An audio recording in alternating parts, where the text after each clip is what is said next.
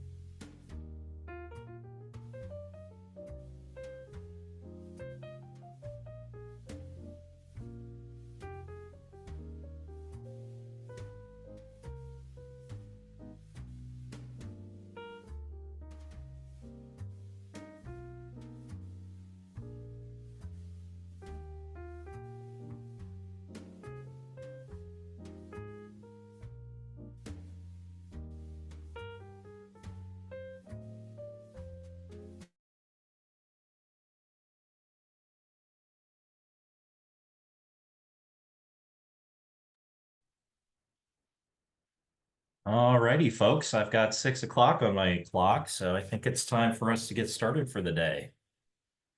All right, well, thank you all for joining us tonight for our second Trees Forever Tree Keepers session.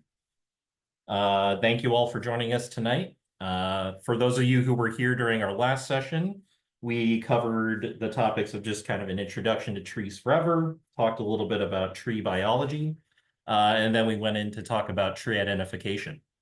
Now, if anybody here missed that last session, it is available online for free to view.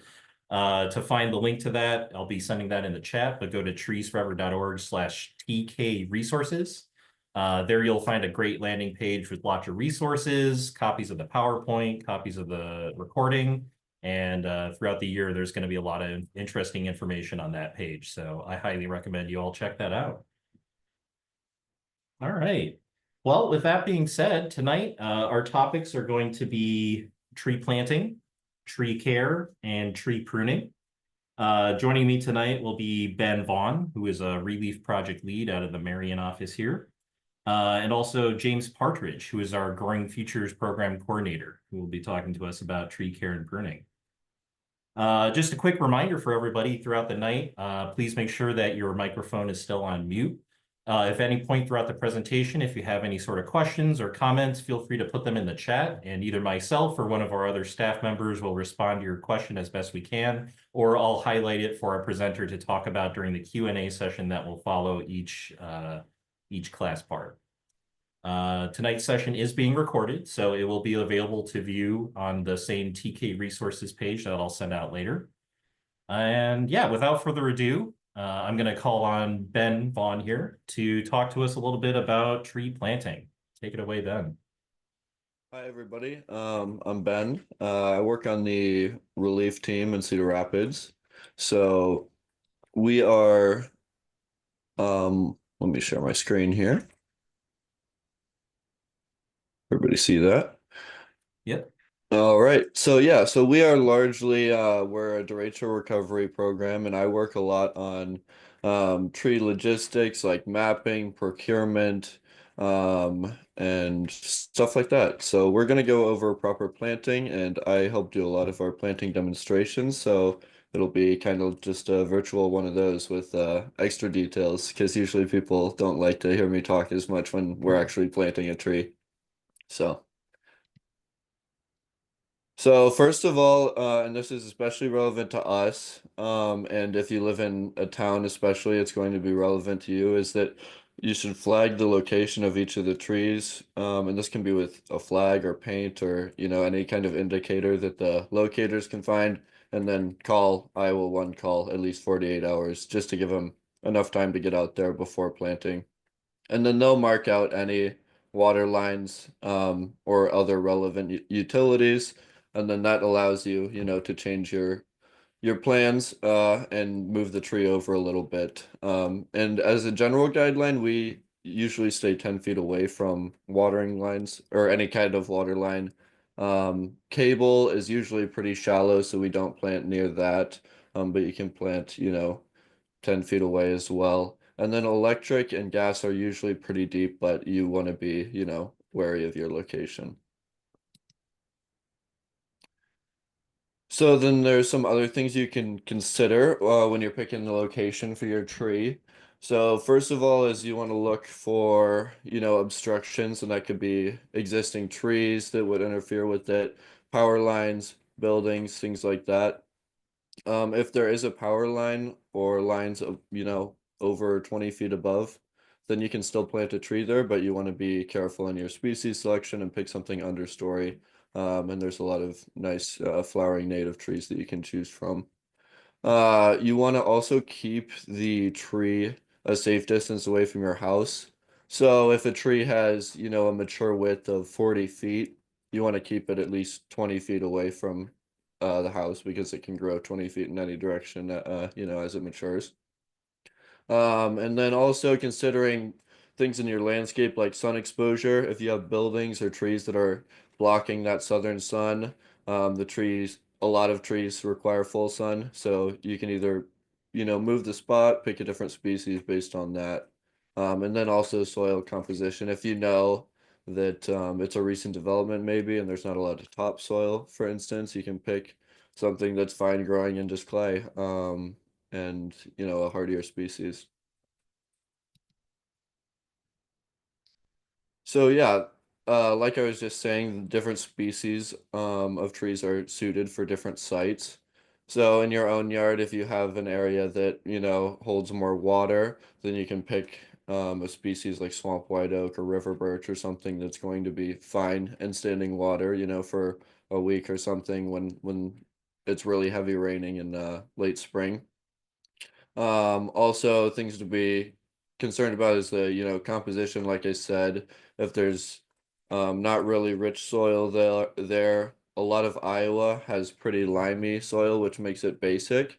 So, trees like bur oak are great in that basic soil, whereas a lot of, forest trees are not so great in Iowa's typical soil. And then also factors like, we talked about distance from utility and also distance from pavement or cement. A lot of people are worried about the trees, cracking the pavement. Usually they aren't strong enough to do that. However, it's not good for the tree if you have it near pavement because it's not getting any, you know, nutrients. That soil's compacted under the cement. There's not really water. It's flowing off to the sides of there. So these are all just, factors you can consider when you're planting. So for tools, we hand plant pretty much all of our trees. Um, and you can do this even for pretty large trees because they don't necessarily need to be that deep in the ground, which we'll go over.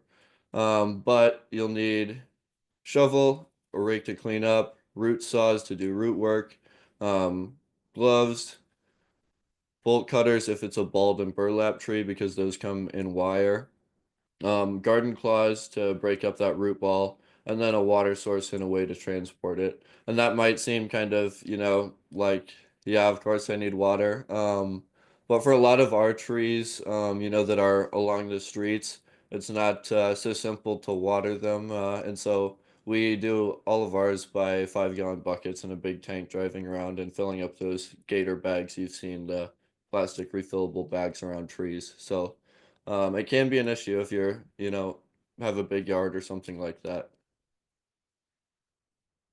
So once you've determined the spot you want to put it, the first step, and this is assuming we're going to plant a humongous tree, is take away some of that sod. And so you want to make it 2 times as big as the root ball or the container that the tree's in. And this is just taking away the top layer of grass. It gives you a guideline to dig. You're taking away all the competing stuff, grass or weeds or whatever. And also you can save it for building a berm. You just flip that grass right over and build a berm right along the outside of where you've taken the sod off, and that'll help keep water on. You just put mulch on top of that. Okay, so now when we actually have the tree in a lot of nurseries, so the trees will be planted, as a seedling, and then they'll be upscaled to bigger and bigger sizes over time. Well, they're just adding dirt onto these containers a lot of time, and so what happens is at the point where, say the acorn actually sprouted out, which would be at ground level, is now, maybe 6 inches down in the pot. So this is a lot of steps why, a tree might die in the first couple of years and somebody doesn't know why, or maybe it's really stunted and they don't know why. You're gonna have to almost every time remove dirt from the top of the container. You can see here this person's probably taken, 4 to 6 inches off of that in order to get to the root flare.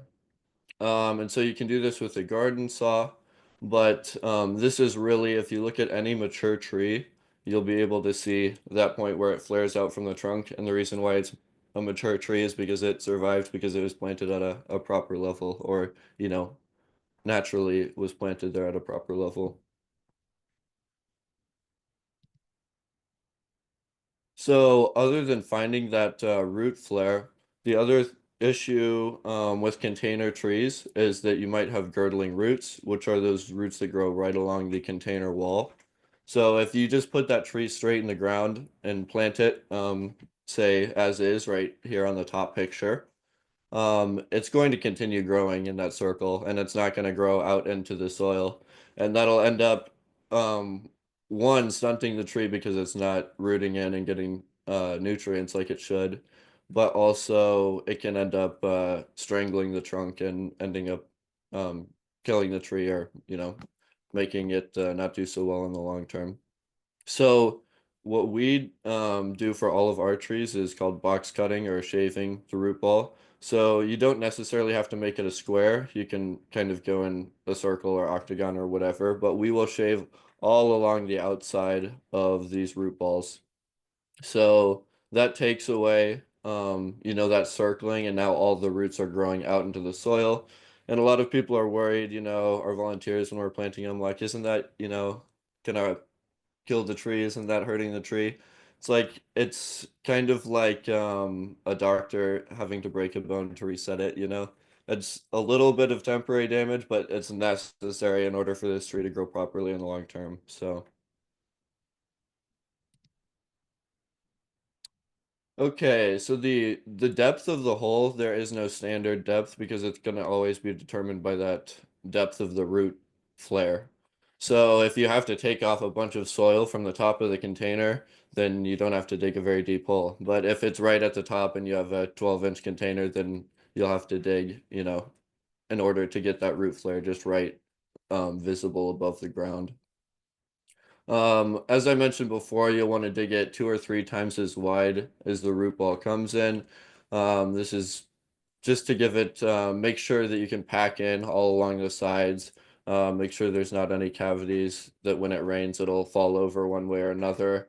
And also so that you can get a good base so that it stays upright and you don't have to stake it. We probably stake less than 10% of the trees that we plant. And that's in 10 to 15 gallon size, 6 to 10 foot tall trees. So if you plant it properly, it doesn't necessarily have to be staked. But if you have a big windstorm a week after, I mean, it doesn't really matter. It's not rooted in yet, and it might be needing some additional support. One thing to keep in mind is not to have the support so tight that it's girdling the tree. Which girdling again is what those roots do, is basically strangling the trunk. You want to make sure that it has some elasticity or leeway so that it can also move in the wind, and not be, weak after the stakes are taken off. You can lay a shovel across the whole depth as you put the tree in there, and you can see if that root flare is right at the shovel, right above the shovel, then you're good in terms of depth because the shovel's flat, right? You just lay it across the hole.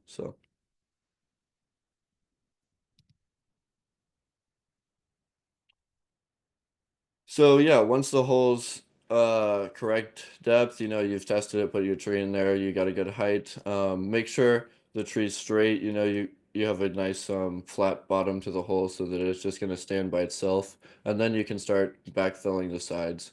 And we recommend, and or I guess we practice, just to use the soil that is existing there. And I've been told that uh using fertilizer can actually kind of inhibit the root growth because they don't need to branch out in order to find nutrients, whereas if they're in the natural soil, they'll actually root in quicker without that extra fertilizer. So no amendments or anything. And then these are just again the steps.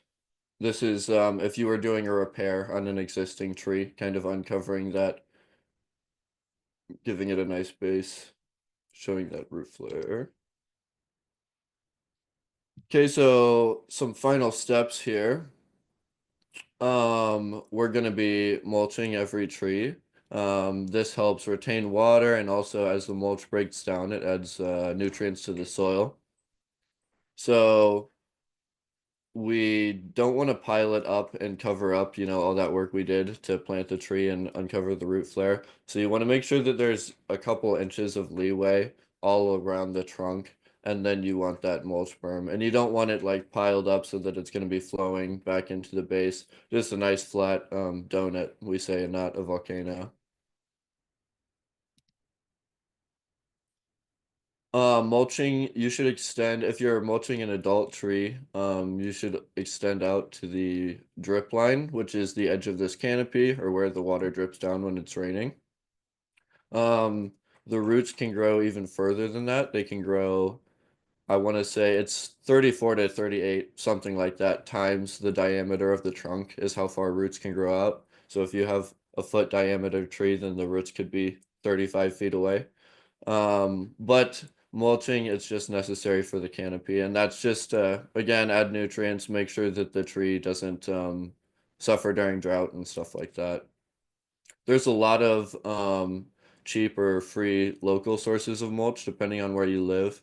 I know in Marion and Cedar Rapids, there's options for compost and mulch that's either free or really cheap to fill up. And yeah. This is not what we want to do, so this is what we call a mulch volcano. So this is piled up all on the trunk, and that's going to cause the root flare to rot. It's not getting oxygen. It's really part of the trunk and should be exposed to sunlight and air and all these things. Um, and yeah, that's basically like planting a tree too deep if you do this. So you want to pull all this out a couple inches away from the trunk, flatten it out. So there's a few different kinds of trees that nurseries grow. So one is a grow bag, one's a container, which we looked at in the demo. There's also bare root and bald and burlap trees. So containerized trees, the pro is that they can be lightweight, they're easy to handle and transport. The trees come in really a wide range of size. Um, However, some issues are soil incompatibility. So these are just filled with like very breathable, very fertilized stuff that they water constantly. And so the tree might not necessarily adjust super quick to the way different environment that it's planted in. Also, the biggest issue with container trees is the root systems. The example that we went over before with the root saw. So that's a really bad container tree where the roots grow all along the sides, and that happens in most containers. Just because the water will pull up along those plastic edges, and the tree will just keep growing in circles. Um, yeah, they always require extensive root work to uncover that girdling, and so then you're stressing out the tree. Um, and it's necessary, but it will stress out the tree.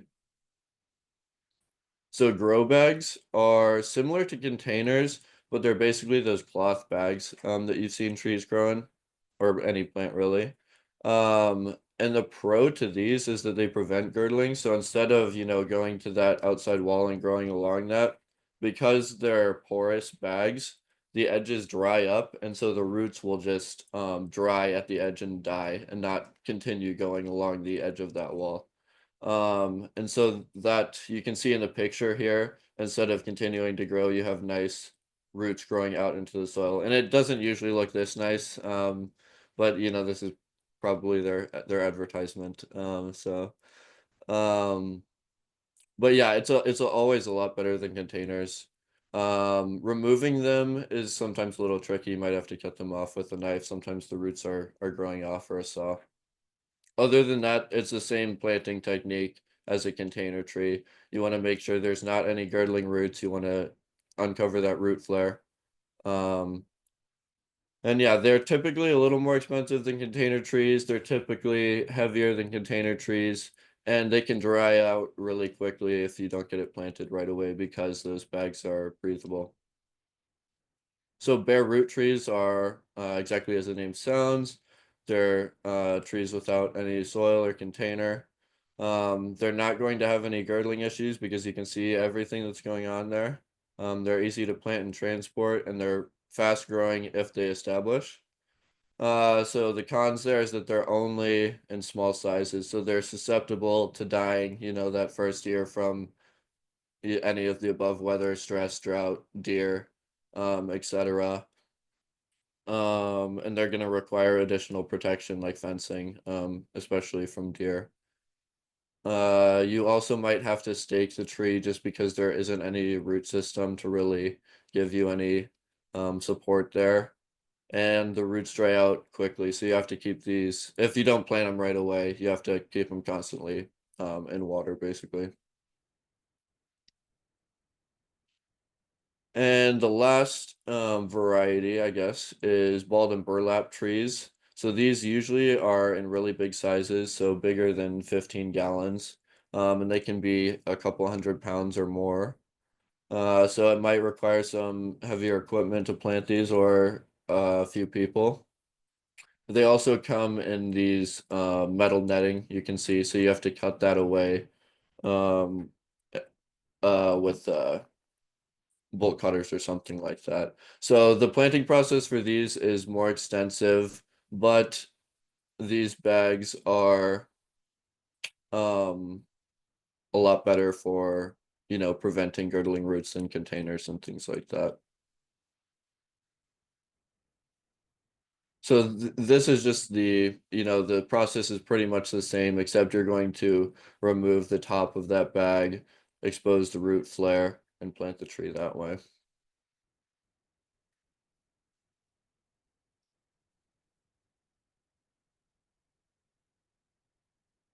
So a couple considerations is maintaining the tree and who's going to water it, mulch it, prune it, etc.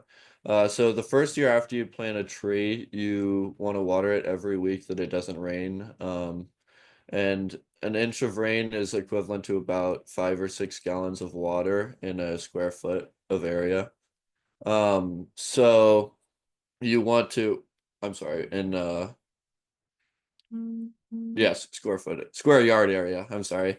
Um, so yeah, that's something to be, consider, especially we've had droughts the last couple of years. Also mulching it yearly because it'll break down and wash away. And also, yeah, being aware of drought, other conditions like that. There are some devices that can help you in watering. So I talked a little bit about the gator bags that are refillable. There's also tree diapers that sit underneath the mulch, and those soak up water every time it rains. Um, and so yeah, that's basically my section. So we have plenty of time for questions. We're a little ahead of schedule here. All righty. Thank you very much, Ben. Much Yeah. appreciated. We have some good questions popping up here in the chat. Marshall asks, what determines whether a tree needs stakes? He says that the serviceberry tree that Trees Forever planted in front of their house last year has stakes, and he's curious also how long the stakes should remain. Yeah, so that tree had a stake because it probably got knocked over by wind or something, and we had to go stake it. Um, but we will take those. So all of our trees in the city of Cedar Rapids are on a 2-year contract. And that's about how long you should stake a tree and how long it takes to establish. So it'll take 1 to 2 years. And then after it's rooted in, you can take those off. And we will be taking those off at the 2-year mark. So. Awesome. Todd asks, in many urban areas, the existing soil may be compacted, have some debris, minimal to no organic material. So what do you kind of use if there's no good material existing? Do you use any soil additives or mix or anything like that? Um, if it's really bad, mixing a little compost into the existing, soil and then just really making sure you get a good mulch on it would be important. But there are, like a honey locust or Kentucky coffee tree or even like hackberry that can, like I said, grow in basically clay. So yeah. Sweet. Uh, Question here from Steve. He asks, has anyone used wool fleece for mulch? Have you ever heard of anything like that? Nope, I'm not familiar. Okay, fair enough. Maddie asks, is there a disadvantage to just breaking the girdling roots up by hand rather than sawing off the sides? We usually just break roots for all container plants by hands, though she never knows quite how to break it up versus leave it to not damage the roots. Yeah, absolutely. And if the tree's small enough, I would say like under 2 years, then the roots are pretty pliable and you can do a lot of work with like a garden claw and just pulling them out by hand. The reason we don't do that is because we have bigger trees, so these are often like pretty set in place and it would take, ages to pull everything out. Um, but yeah, anytime that I plant a smaller tree, I like to take my time and save as much as I can. But you can remove, a quarter of the root system at transplant and not have to, worry about the tree dying or anything. So, Question from Sarah. How many years do you re-add mulch to surround slash donut the tree? you it's actually, ideally every year, indefinitely. Because in a, forest environment there's just mulch all the time, but we rake up our leaves and, it's just grass there, so there's not any existing mulch. Um, so yeah, I mean, having nice landscaping out to the extend the canopy and then just mulching all the way out there is what the, I guess, best situation for the tree would be. Yeah. Totally. Vivica asks, for a newly planted tree, how much mulch should you use? And they pointed out, you said for a mature tree, go out to the canopy. So they're wondering how much to add to like a brand new tree. Yeah, so it's really about depth. So you just want 2 to 3 inches depth of mulch. And so that'll look different depending on how big the tree is. So for our 15-gallon trees where the root ball is 2 feet across, maybe we use 10 gallons of mulch. Um, so yeah, that's kind of a guideline. 5 to 10 gallons of mulch probably depending on how big the tree is. Roman asks, is watering the base and roots of the tree adequate, or is there a benefit to watering the trunk and canopy of a newly planted tree? Yeah, there's not really a benefit to watering the leaves or the canopy. But watering not just at the base of the trunk, but a foot out is important for ensuring that it roots in and wants to keep growing out into the soil. Alrighty. And Marby points out emphasis that a root ball should have a flat bottom so it's resistant to tipping in the wind. Yeah, yeah, exactly. So not only should the hole be flat, but if you can, you want to get the root ball also flat. So then, it's just sitting with gravity before you plant it. Yeah, totally. Um, okay. Oh, Stephanie asks, can you give a guideline for what a gallon of mulch is in cubic feet? Ooh, I don't know. I could look it up. Okay. Fair enough. Uh, Um,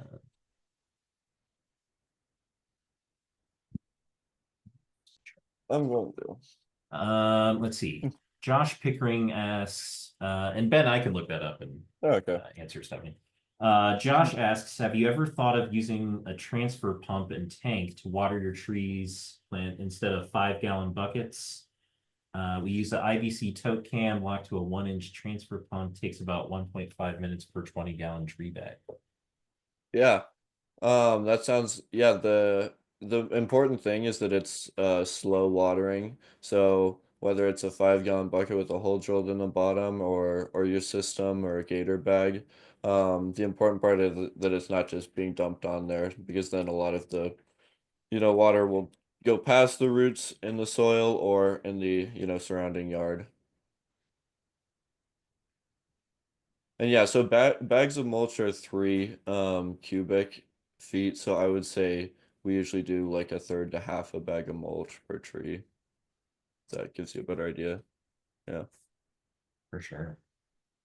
Okay. Anybody else have any questions for Ben? All right, Ben, if you want to stop sharing your screen, Yeah. we have a quick engagement quiz for you guys. Let me launch that real quick. All right, hopefully you can all see a quiz popping up on your screen.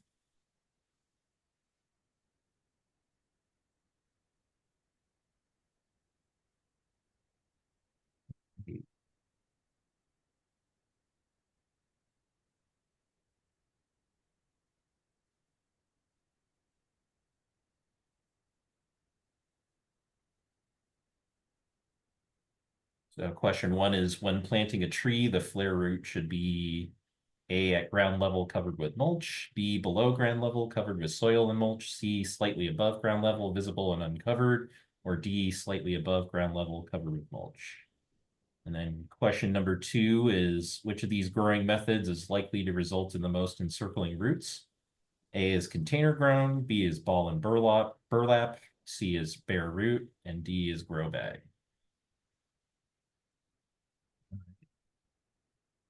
And as we're taking the time to answer this quiz, if anyone needs to use the restroom, this would be a good time before we pivot to the next section.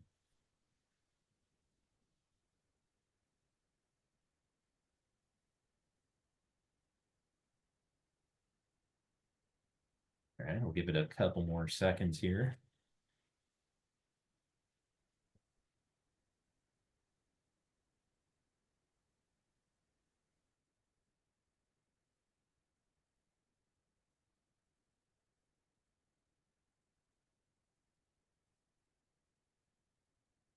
Cool, yeah. So question number one, when planting a tree, the flare root should be, looks like 91% of you got the correct answer, which is C, slightly above ground level, visible and uncovered. So yeah, you want to make sure that that root flare is exposed to the air, slightly above ground level, and it's visible and not covered with mulch. Good job, everybody who got that. Question number two, which of these growing methods is likely to result in the most encircling roots? Looks like pretty much everybody got that right. That was number A, container grown. Yeah, because of the hard plastic sides and the lack of air holes, usually the roots tend to kind of get that encircling pattern, and that is needs to be broken up before it goes into the ground. All right.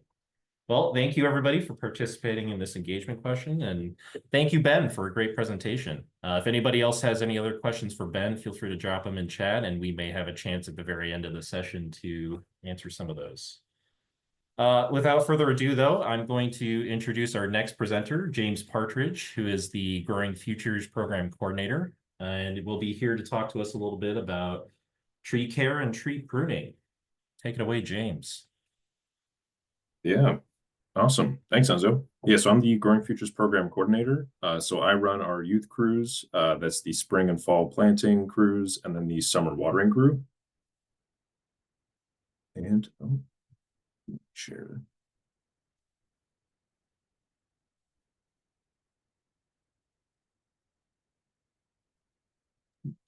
Yep, we can see your screen. Present mode. Perfect. Okay, awesome. All right, so I'll be covering tree care and maintenance. So by the end of this presentation, I hope that one, you develop a greater understanding of the need for ongoing care of trees. Two, that you learn and can apply the basics of tree growth in response to your own trees. And three, better assess the health of urban trees. So first question, but don't trees just grow in the forest fine? Yes, they do grow in the forest, but because we're planting these in unnatural landscapes, right-of-ways, maybe in some brick landscaping, they're going to need a little bit of assistance, and that's where we come in. So why should I care for my tree? As said, it's likely living in unnatural environments, and it will require care and additional maintenance to ensure that it grows and thrives. Your tree should live for decades or even hundreds of years. And as the one planting the tree, you are a steward of its health for a short period of its life. Trees do live on tree time, not people time. So hopefully you can plant this tree and it continues to grow and provide benefits for many, many generations. So here's a bar graph showing the high side and then low side of life expectancy. So a couple of these are trees. You got bur oak, white oak, Kentucky coffee tree. And you can compare that to like concrete foundation, even have a car down there at the bottom, dog and a fridge. So this really shows that whole concept of tree time that I was talking about. So a bur oak could live for up to 400 years. On the lower end, maybe only 200 years.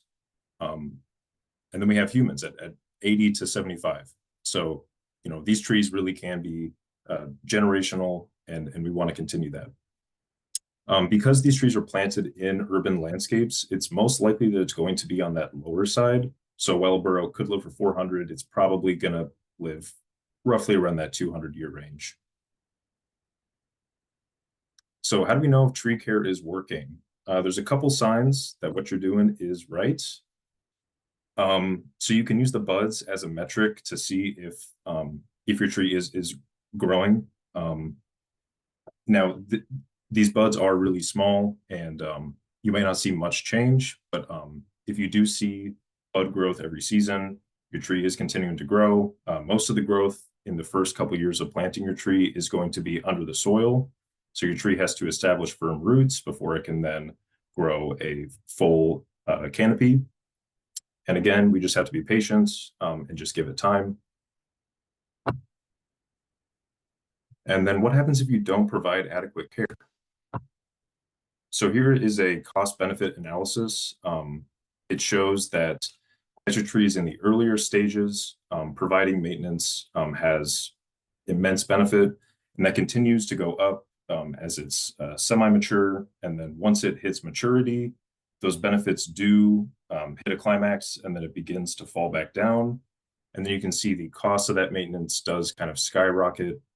And when it's in its senescence phase, that's sort of like its slow death. So maintenance is super critical for the beginning and into the maturity of a tree, but it does kind of cap off and then begin to taper as that tree is fully matured. So here's some vocab we're going to cover. Of course, the trunk, I'm sure we all know what that is on the tree, as well as a branch, but the root collar is going to be the base of the trunk where roots and trunk merge that become swollen as most trees grow. As Ben mentioned this before, this is known as the root flare. It's very important in determining planting depth. Then we have stem girdling roots, or SGRs. This is a root that grows against the trunk in such a manner as to reduce really just the transfer of water and nutrients throughout that tree. So on the photos to the right, in the bottom left, you will see this root that's growing perpendicular to that root flare. So this is just cutting off circulation to the tree. This should have been removed as the tree was planted. And there really isn't much you can do at this phase in the picture. So it just really shows the importance of why we have to remove those in the earlier stages when it's easier to handle. And then we have the establishment period. So that's the duration of time from planting, and then that tree can establish those firm roots and then continue to sustain the tree. So when you plant your tree, you might see wilted leaves, lack of growth. This is just some transplant shock. Your tree needs some time to adapt to the local soil and really just get a footing.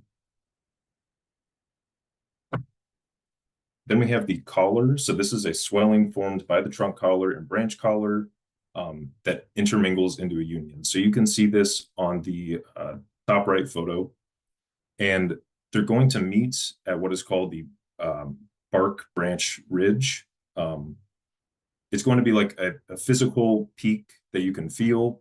There's probably going to be a difference in texture between the bark and then with that branch. And this is an important piece of vocab to remember once we get to the pruning section. And then CODIT, it's an acronym for the compartmentalization of decay in trees. So this is the tree's wound healing process. So trees can't regrow a branch if you cut it off, but the tree will plug off the wound to ensure that those inner layers aren't damaged. Then you have your central leader. So this is the dominant stem located roughly around the center of the tree. This is going to give your tree that vertical height and continue to grow straight. And apical dominance. So this is a plant hormonal response to really ensure that the edge of branches and buds continue to grow vertically, and it suppresses surrounding buds so that there isn't an issue of competition. And then the codominant stem. So you can see this in the bottom right. This is a stem, or two of them growing at the same rates, where it really looks like there's two trees growing out of the base of one trunk. This is something we want to avoid because it eventually can cause structural issues in the tree, could cause splitting, and we'll go into that later in the presentation. So here's post-planting care. So do I need to stake? After planting a tree, leave your tree just to be a tree. Stakes are really only needed if the tree is showing signs of structural issues. Maybe when you're removing root material, there wasn't enough root material to firmly pack the tree in. Maybe there are high winds that are blowing the tree over. This really isn't a permanent fix. It's just a temporary one to allow that tree time to establish a solid root system. Now, to support your tree to that stake, there's a couple options you can use. There are specially made arbor ties. Now, these are a pretty soft fabric material that won't scrape the bark or really cut into the tree. You can buy telescoping plastic tree supports. You could use rope. Now, staking should allow the tree to have some movement. It shouldn't be rigid and firmly in place. This is important for the tree just to gain trunk strength and adapt to wind harmonics and things like that. Now, removing the staking system is important after that root system is established. If the tree fully relies on that staking system as its source of structural integrity, you could have issues in the future if heavy winds or storms come through. The tree just doesn't have structural integrity to withstand that storm. So proper mulching. Some of the benefits is that it conserves water. It helps keep that soil moist and out of the sunlight to prevent evaporation. Deters competing weeds and plants, such as grass. Prevents soil compaction, improves soil quality. So again, it gives a little bit of breathing room for those roots to absorb oxygen. It does moderate soil temperature and adds organic material and minerals that are vital to the tree. And I would say most importantly, it does provide a buffer or a barrier from lawnmowers, weed whackers, things like that. In the case of a young tree, if a weed whacker were to just for a second hit the base of that tree and damage the bark, that could be a death sentence. So do keep that in mind. The bark is the tree's final defense, and we want to keep that safe. So what happens if you do improper mulching? So as Ben mentioned, mulch volcanoes, they're formed from piling mulch around the trunk of the tree. Sometimes these can be built up. Maybe we just weren't thinking about pulling that mulch out from the root flare. Now, it may seem beneficial. Maybe you think it's providing some insulation for the tree. It's helping retain more of that water. As you continue to pack that mulch on top of the root flare, it'll just saturate the soil with too much water, which could then cause root rot and really harm those structural roots, keeping the tree sturdy. So here's some pictures of mulch volcanoes or mulch mounds. Again, totally improper. Don't want to do this.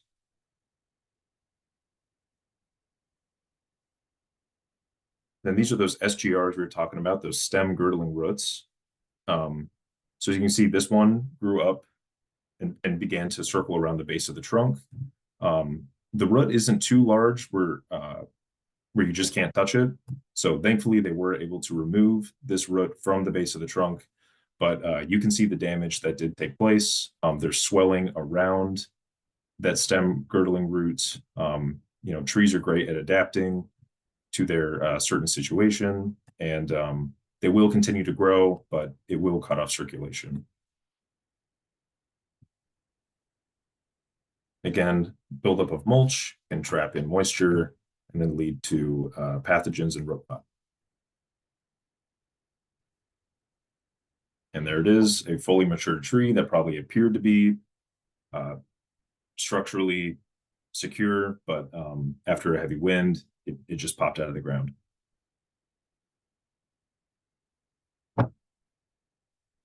So this is the case of a tree being corrected. You can see there's years and years of mulch piling up at the base of the tree. The tree will send out additional roots above that root flare to compensate for this. It'll sort of try to grow a secondary root flare and root system. Again, just because the tree can do this doesn't mean that we should do this. And it will most likely result in the stem girdling roots. So proper mulching. As Ben mentioned, it should be placed around the base of the tree in the shape of a donut, should not touch the trunk, and should allow that root flare to be exposed to the air.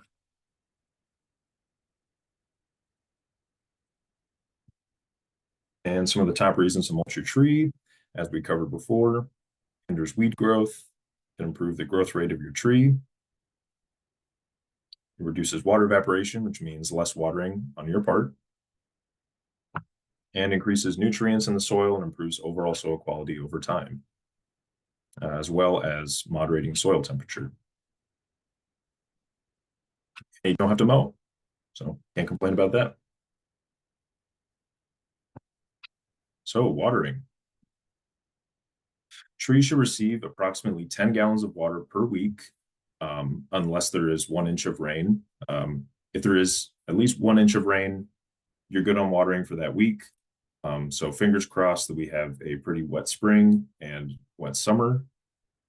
If you're planting a larger tree, it might require additional water, especially in that early establishment phase, and trying to limit the effects of that transplant shock. I would increase that maybe to 15 or 20. Especially in times of drought, we have to supplement the tree and provide additional water. And you want to water until the ground is frozen. So oftentimes it's going to be till mid-November, unless weather changes, and then resume once the ground is no longer frozen and when things begin to thaw. As mentioned, supplemental water is essential in the beginning and for evergreens to avoid winter desiccation.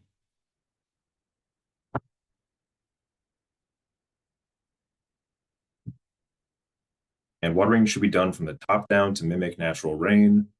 Don't have to be fancy, just dump it roughly around the base of the tree. We'll get into that critical root zone and what that means, and that's really where you should be watering your tree.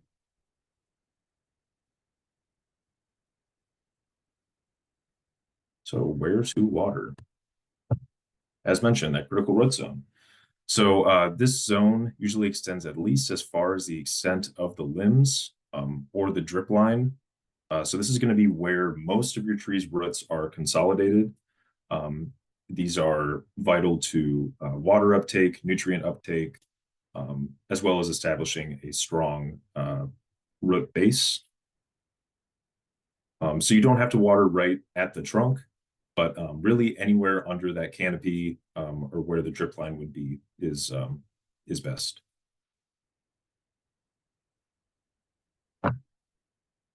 Here's some pictures of trees under severe drought stress. You can see brown wilted leaves. And then here's the opposite. So either the soil has poor drainage or maybe you're overwatering, which is honestly pretty difficult for a young tree in the early phase. They're pretty thirsty, and it's I'd say almost impossible to overwater. But if the soil holds on to too much of it, that can become an issue for your young tree. It is important to note that sometimes what looks like drought stress could be overwatering. Do keep that in mind, that some trees do show brown wilted leaves if they are being overwatered. So yeah, something important to note.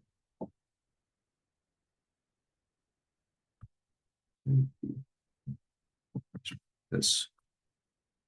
So other water related things. So we'll be going into what transpiration is. So transpiration is the process where plants release water vapor into the atmosphere. Now this is dependent on the air's humidity level. As humidity increases, there's going to be less of this transpiration because the air is more saturated with water. Um, this process is important to the tree because it is the mechanism in which the tree is able to pull water up into the tree's canopy. It's sort of like a mechanical system, whereas as water evaporates, it's then pulling or like siphoning water up through the trunk. Depending on humidity, that will also affect how much you have to water your tree, because that will affect the tree's transpiration water loss. So just something to keep in mind. If we have super humid weather, you may not have to water as much.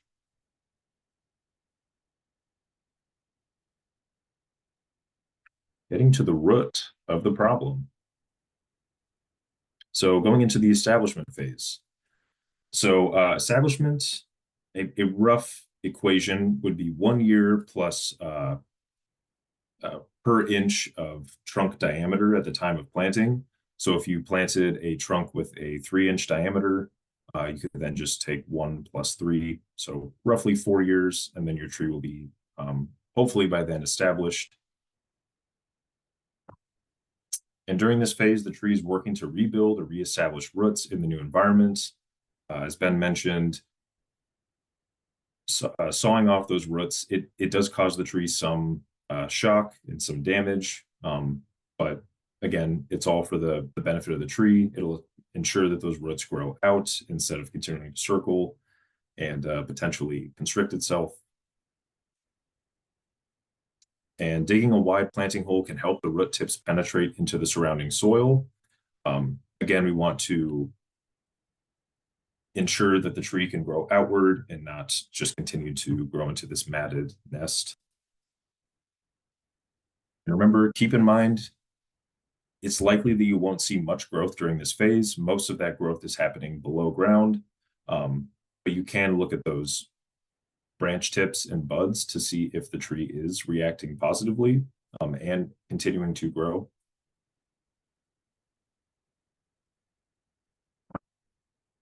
So planting depth. So as mentioned, the critical root zone, see large mat of roots directly below the drip line. And again, just a visual to show what that looks like. The tree's root system extended way further than what this photo shows, but a majority of those structural supporting roots are going to be in this area just below the tree.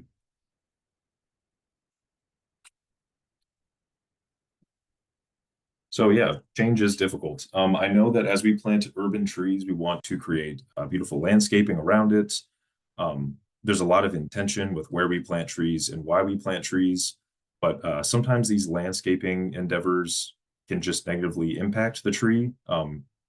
If you plant a tree at a higher grade and then you go and lower that grade below it, you are reducing the area in which the tree can grow its root system outward. So yeah, even though it may look nice, you are negatively impacting your tree.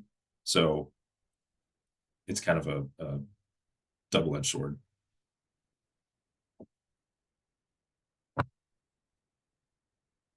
And again, you can see some of the effects of landscaping and how it just constricts that room and area for root growth.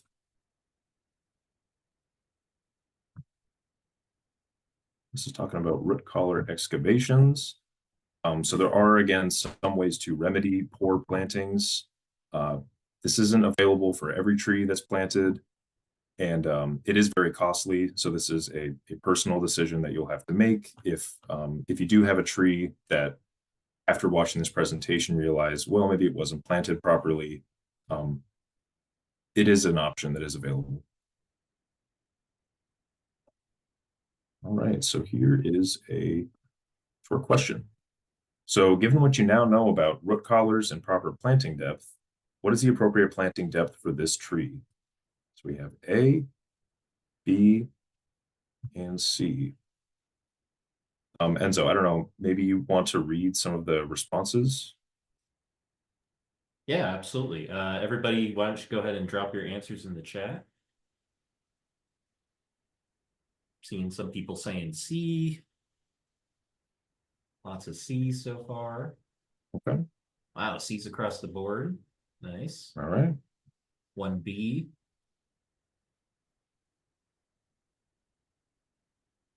More C's. All right. Well, here's a moment of truth, and the answer is C. Nice. Yeah. So this tree was planted too deep. Nice job, everyone, for noticing where that root collar is and where that root flare is located. So ideally, this tree would be moved up, a couple feet.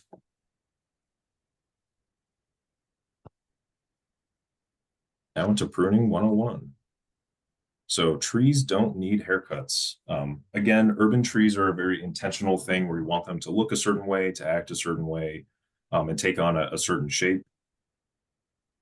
I would say it's more important to choose a tree that inherently has the shape you're looking for instead of taking a tree and forcing it into the ideal shape that you have in mind. So again, understanding the natural characteristics of your tree, the natural growth patterns, the mature shape that it has, especially the age of the tree at that moment in which you're pruning, its overall health, any risks of wounding from potentially improper pruning techniques, and the tree's tolerance for pruning and ability to heal. So pruning, especially on large trees, it can be dangerous. You should certainly identify any hazards or potentially hazardous conditions. Don't prune large branches when it's windy out, especially not in storms. Be aware of any property that may be damaged. Some of these branches can really extend much further than we think, and they could potentially fall in a manner that we're not expecting. And then we have to deal with property damage or maybe even damaging your neighbor's property. These are all things to keep in mind. And here's a little fact. Compared to all industries, tree workers have at least 15 times the fatality rate and 3 times the non-fatal rate. So again, it is a dangerous profession, but we can be safe while doing it.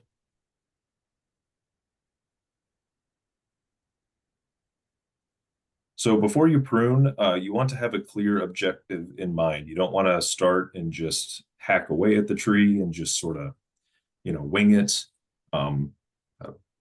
Every time you cut a branch, you can't reattach that branch back on. It's kind of like getting a haircut. You want to take a little bit off at a time because you can't put it back on.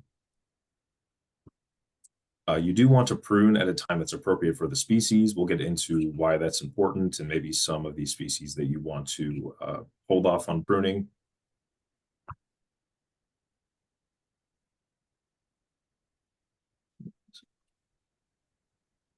I guess that's trying to say keep pruning dues in mind. I don't know. That just seems like a typo. Apologize for that.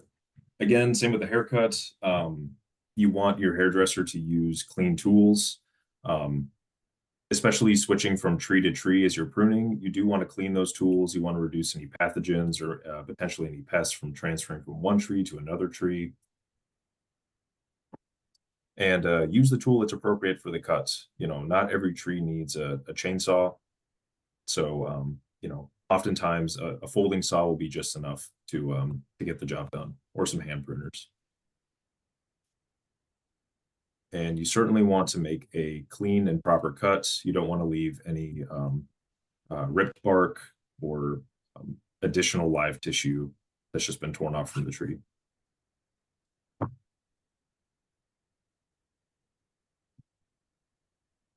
So when creating an objective in mind, you want to know the clearance that you have in the surrounding tree. You want to keep in mind the structure of the tree and the structure goal that you have in mind. Again, as mentioned previously, pruning can be a dangerous activity, so safety is very important.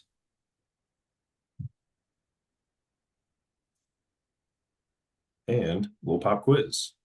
So if a tree grows at a rate of 2 feet per year and has a branch 6 feet off the ground, how far off the ground will that branch be in 10 years? And you can put your answers in the chat.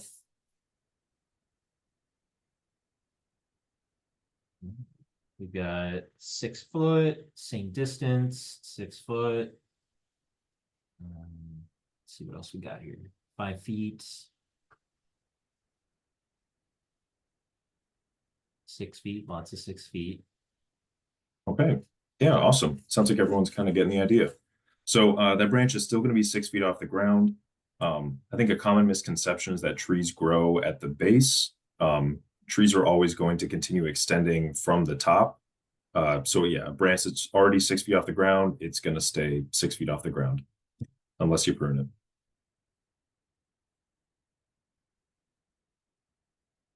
So going into timing, timing can be really the determining factor on if a tree lives or dies. Some of these trees that are very time or seasonally dependent, I would say are the oaks and elms. With diseases like oak wilt and oak blight and Dutch elm disease, you really have to be careful at the time of year in which you prune those. I would recommend that you prune those late winter, so before snow, but definitely in colder temperatures, and then early spring. This limits the possibility for insect pests as well as fungal diseases. You also want to avoid pruning during that initial burst of energy in the spring. You want to give the tree as much room to grow and get a head start in that growth phase. You are allowed to prune any disease, dying, or dead material at any time. This is beneficial to the tree, so don't feel afraid about cutting off a broken branch.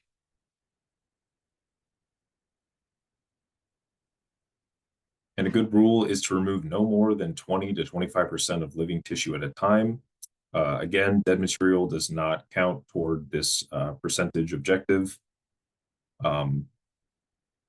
Depending on your pruning objective, this means your goal may take several years to complete. Again, 20 to 25%. I know that we want to have our tree look the way that we want it to look, but if you cut off too much, the tree also just doesn't have enough energy to respond and heal from the damage that you've caused. So sprouts and suckers at the base of the tree, these are going to be those little shoots that begin to leaf out. Some species are more prone to suckering. I know that honey locust can suckle, and different types of aspen can suckle. For the most part, it's not harmful for your tree. You can cut them off if you like. It's really a personal preference.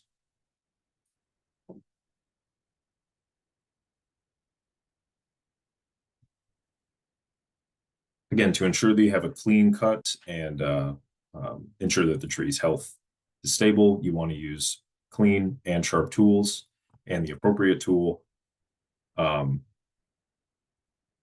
If you have difficulty using a tool, even if it's the right tool, like for example, a chainsaw, there is more health and safety risk involved. And when sanitizing your tool, you can use alcohol solution. You can even use dish soap just to give it a quick rinse. And if you're in a pinch, just water to rinse it off. Just something to remove some of that material from transferring to another tree.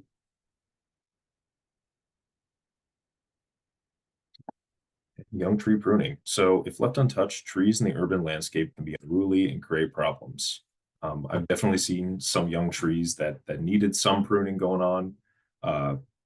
Branches can eventually rub or grow into each other. They can sort of compete for light. And some early pruning can ensure the success of the tree overall and ensure that the tree grows outward and doesn't have any conflicting branches. So some do's and don'ts: do not prune live tissue at time of planting to compensate for root loss. So in the root shaving process, you may take off a lot of roots. Maybe there was it was really pot bound tree, and so you may think, okay, well now I need to take off some of the canopy. No, don't do that. Those leaves will just help the tree regrow that root system.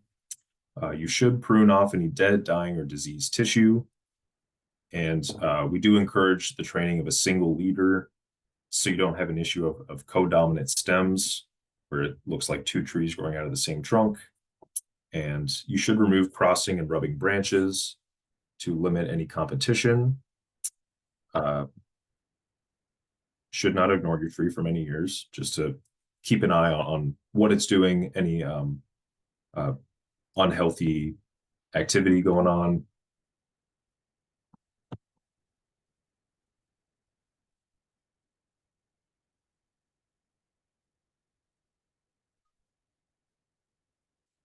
So after you're planting your tree, I would recommend not touching it for the first 3 to 5 years unless you see any examples of broken branches, any diseased branches, branches rubbing against each other.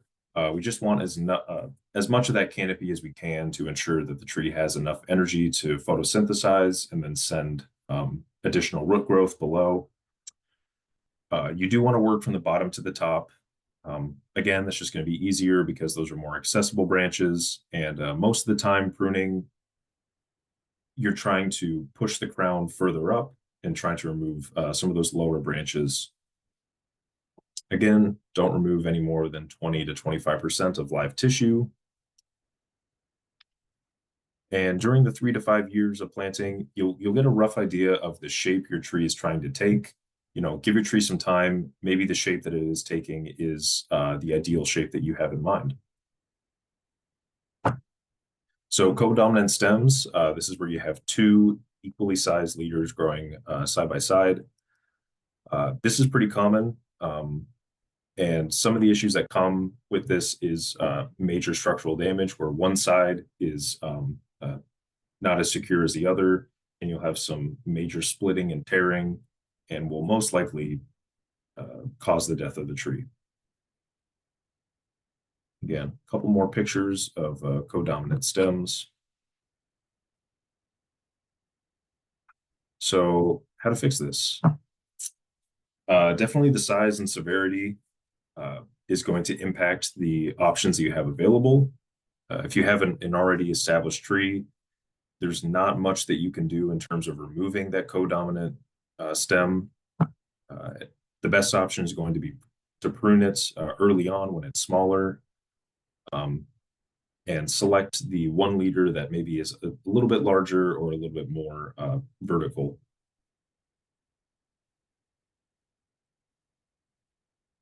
And again, for large cases of codominant stems, I am not qualified to give any advice on. I would consult a local ISA certified arborist. In this photo, you can see a few devices used to remedy this situation. You can attach cables to ensure that the two codominant stems don't split apart. You can even attach braces at the bottom to give it a little more structural integrity.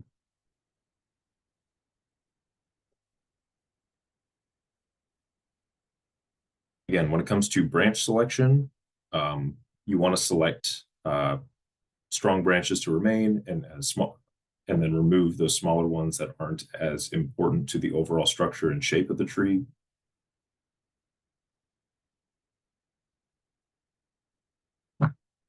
And here's a before and after. You can see some thinning that was going on, but they didn't remove any of the branches that are vital to this tree's structure and shape.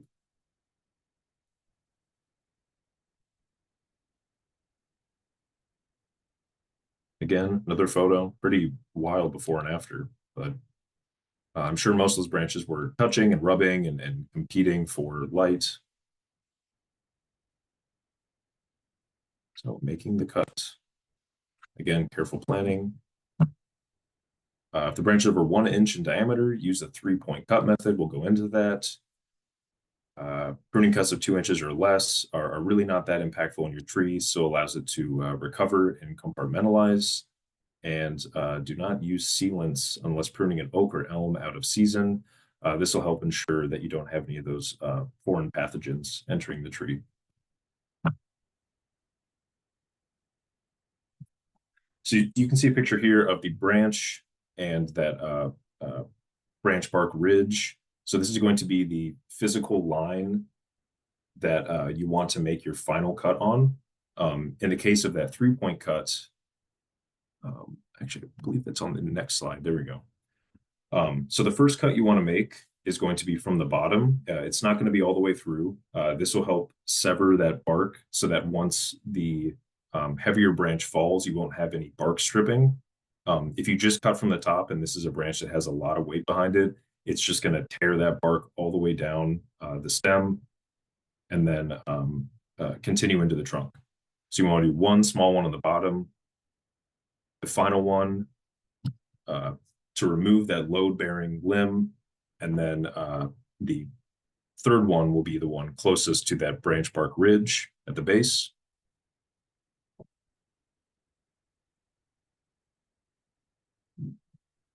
All right, cuts to avoid. So these are some pruning no-nos. Topping, where you're just hacking off the top of the tree. Again, sometimes it is required because of utilities. That is an exception.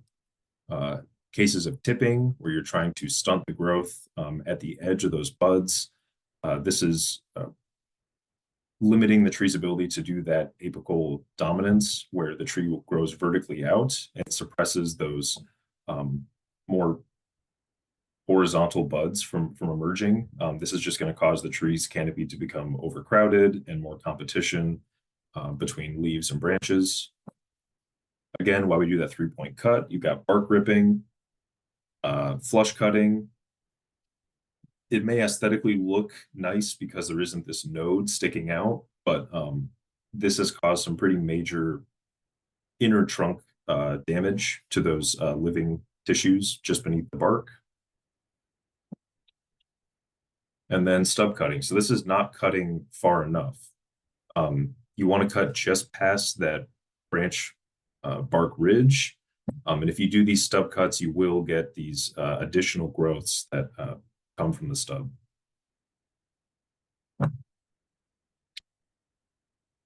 So even though we're planting in an urban landscape, there's many natural things that can hinder the growth and development of your tree. A big one of those is deer. So protecting the trunk with tubing, you could consider fence around the drip line. There's some pretty handy grow tubes that you can purchase. Some of these are corrugated white. Others are more black and fence-like. Rabbits as well. If you're planting small trees, saplings, definitely want to put up some fencing to deter those rabbits from nipping the ends or just biting the whole tree off. And sunscald. So younger trees don't have a thick and protective bark layer at the trunk.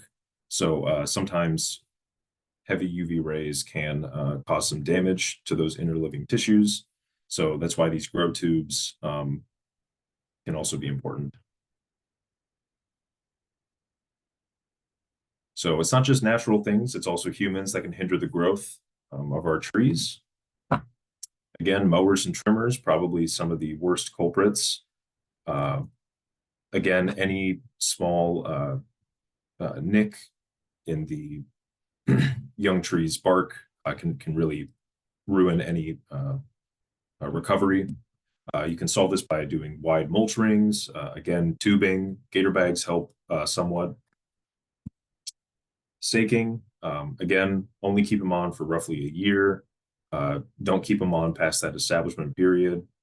And if your tree doesn't need it anymore, totally feel free to remove that stake. And when attaching your tree to that stake, don't leave the rope or whatever material you use to ensure a strong connection. If you leave any rope or fabric around the base of the tree, that tree will just grow around the material. Sometimes you can see wire fencing through trees. That's just because the tree adapted and grew around the fence. So we want to remove any foreign objects from the tree.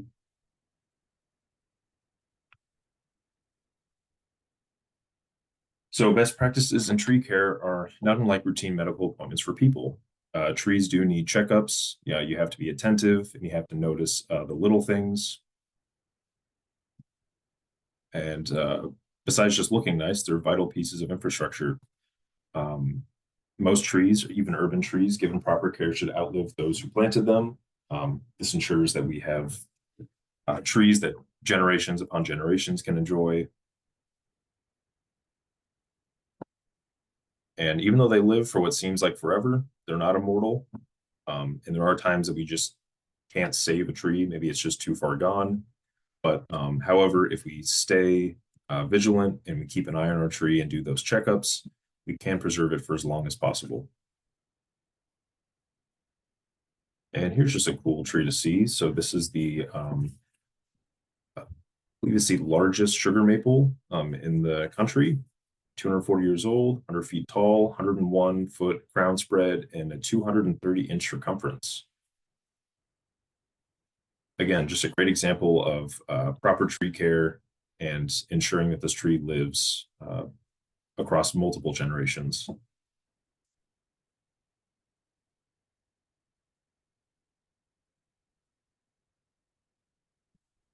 All right, that's it. Any questions? All right. Thank you so much, James. We appreciate it. A couple Yeah. of questions here in chat. Maddie asks, can you or should you take out crossing branches even if the tree is mature? Yeah. Definitely if that tree is mature, it probably has the ability to compartmentalize and heal over any wounds. So yeah, if you see any conflicting branches that are rubbing or damaging each other, I would say that you could remove those. Perfect. Let's see, other question here. Mary asks, do you recommend using wound treatments after pruning or not? Yeah, so as mentioned earlier, I really wouldn't recommend any sealants unless it is an oak or an elm. Both those species having oak wilt and oak blight and then Dutch elm disease, those are pretty brutal diseases that have a really high mortality rate.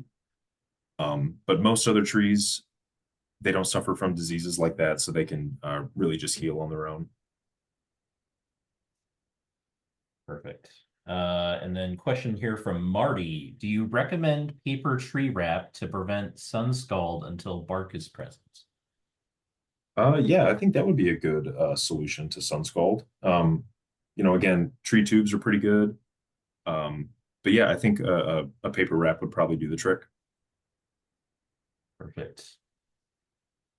All right, I think that's all the questions I have right now. If anybody else has questions, feel free to drop them in chat. Oh, here's one. Sarah asks, can you shape the direction of tree branches rather than pruning? Like I guess try to I guess bend do them they mean like or shape them. trying to curve? Like That's how I interpreted it. I would say you definitely can in some ways. Like, for instance, if the leader has broken off and you have a high branch like that's at that break, you can tie it to the break, to make it bend Hmm. upward. That'd be a situation where you can kind of shape it, rather than prune, a section off or something. Yeah, definitely true. Yeah, and I think that's one of those things that you would have to do while the tree's, young and pliable. But yeah. Question here from Vivica. On a young tree, what's the best way to remove a double leader? Gotcha. Yeah, so I would choose um well here, I'll give a couple like uh tips for you to make that decision. So I would look at both of them and try to determine which one is growing straight up and down, so vertically, and hopefully that one is maybe a little bit more a little thicker in diameter than the other one. And if they aren't growing too close together, if there's a bit of a U shape in between, that's going to be easier to make that cut. But if it is just like a V where there's that branch bark ridge, use that branch bark ridge as your reference point to cut just past that. So do leave that ridge in place, and cut just past that. Okay, cool. All right. Yes, very tricky surgery. Yeah, that's true. Okay. Well, I'm not seeing any more questions for the moment, so thank you, James. Appreciate it. If you wouldn't mind, stop Yeah. sharing your screen. Mhm. All right. Well, thank you, everybody. That brings us to the end of session 2 of Tree Keepers. I'm going to share my screen real quick here just to talk about some reminders. 1 second.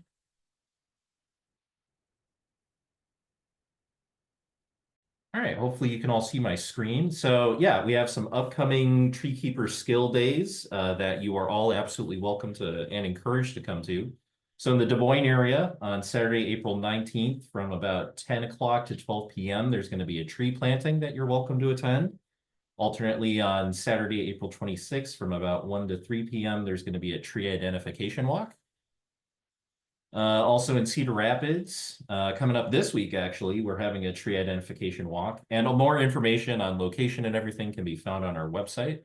And in fact, I'm going to drop in the chat right now 2 links. So the top link is our volunteer page. If you go to that, that can take you to a calendar that has all of our upcoming events and links for you to sign up for stuff. And that will have all the information you need on time, location, everything like that.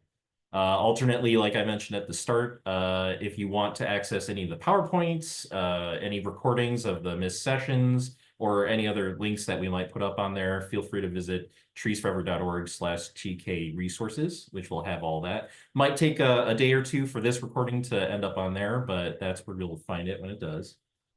But yeah, like I said, so Cedar Rapids, this week on April 3rd, we have a tree identification walk. And then on April 10th, from about 5 to 7 p.m., there's an invasive species removal that you're all welcome to attend. And then on Thursday, May 1st, from about 1 to 4:30 p.m., there's going to be a tree planting. Some more events to keep in mind. If you're in the Cedar Rapids area, we have Eco Fest coming up at Nubo that we're tabling at. Feel free to swing by there. Also in Des Moines, we have the 1 Million Trees launch party. That's going to be an interesting time where we'll be talking about a new initiative in the Des Moines area to plant trees. Cedar Rapids will be having a community tree distribution on May 3rd. We'll have a Legacy Society Memorial Planting event on May 15th. And then on June 12th from 4 to 6 p.m. at our Marion office, we're having a volunteer appreciation event. There will be free burgers, free beer. Everyone's absolutely welcome to attend. And we'll be having another one in Des Moines in September sometime. Yes, Maddie, sorry. The 19th, I have not heard back about that yet, but I'm still checking on that. So sorry, I'll get back to you on there. But with that being said, I wanted to extend a huge thank you to Ben Vaughn and James Partridge for your great job presenting today. We really appreciate it. Great stuff. And thank all of you for attending tonight's session. Our next session and final session is going to be on Tuesday, April 8th from 6 to 7:30 p.m., where we'll be covering pests, diseases, and tree benefits, and then talking a little bit about advocacy and things you can do once you're a tree keeper. But yeah, thank you all for joining us tonight. That's going to be it for our class, and we hope to see you next time. Thank you all and have a great night.